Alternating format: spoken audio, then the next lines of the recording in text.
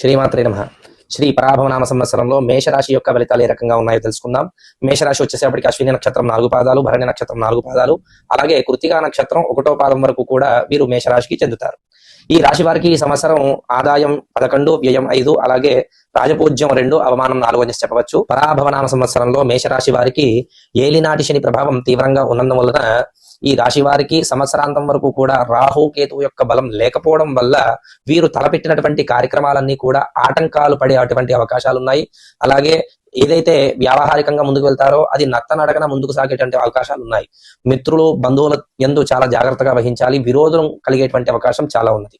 అలాగే ఈ యొక్క మేషరాశి వారికి వృత్తి, వ్యాపారము, ఉద్యోగము, వ్యవసాయం చేసేటువంటి వారికి ఈ సంవత్సరం అంత అనుకూలంగా లేదు. వృత్తి పనులు చేసేటువంటి వారందరూ కూడా కాళ్ళు చేతులు రీత్యా చాలా జాగ్రత్తగా ఉండాలి. అలాగే ఉద్యోగంలో పై అధికారుల చేత ఒత్తిడులతోటి కాస్త మానసికంగా ఇబ్బందులు కలిగేటువంటి అవకాశం ఉన్నది. వ్యాపారస్తులు అధిక మొత్తంలో పెట్టుబడి పెట్టి ఇబ్బందులు పడేటువంటి అవకాశం కూడా గోచరిస్తూ ఉన్నది. వ్యవసాయదారులకి మొదటి 2 పంటలు కూడా యోగిస్తాయి. 3వ పంట ఇబ్బందికరమైనటువంటి వాతావరణం సూచిస్తా ఉన్నది. అలాగే ఈ యొక్క మేషరాశి వారికి ఏలినాటి శని ప్రభావం తీవ్రంగా ఉండడం చేత వారికి బద్ధకం అనేటువంటిది పెరుగుతుంది. అలాగే ఎక్కువగా నిద్రపోతుంటూ ఉంటారు. అలాగే మెల్లగా మతిమరుపు అనేటువంటిది కూడా వచ్చేటువంటి అవకాశాలు ఉన్నాయి.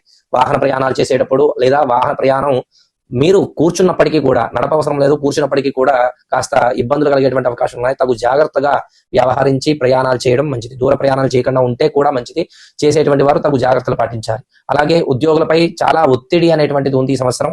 ఉద్యోగస్తులు చాలా జాగ్రత్తగా మీ పై అధికారులతోటి వ్యవహరించుకోవడం వల్ల కాస్త ఉపశమనం కలిగి మీకు ఇబ్బంది లేకుండా ఉంటుంది.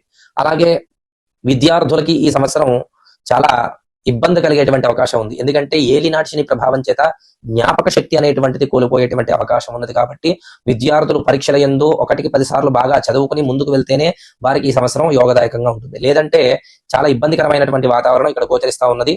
అలాగే అధిక మొత్తంలో వ్యాపారస్తులందరూ కూడా పెట్టుబడులు పెట్టి ఇబ్బందులు కలిగేటువంటి అవకాశం ఉన్నాయి. తస్మాత్ జాగ్రత్త అని చెప్తూ ఉన్నాము. ఈ మేషరాశి వారికి ఏతావాత ఈ సంవత్సరం అంత అనుకూలమైనటువంటి వాతావరణం కనిపించడం లేదు. కాబట్టి సంవత్సరాంతం వరకు కూడా కాస్త జాగ్రత్తగా వ్యవహరించడం వల్ల మరిన్ని ఉత్తమమైనటువంటి ఫలితాలు పొందుతారు.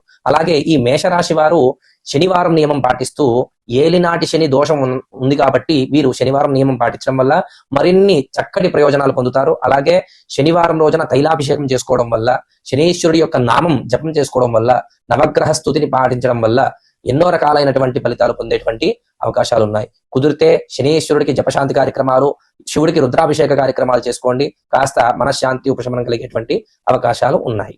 శ్రీమాత్రే నమః.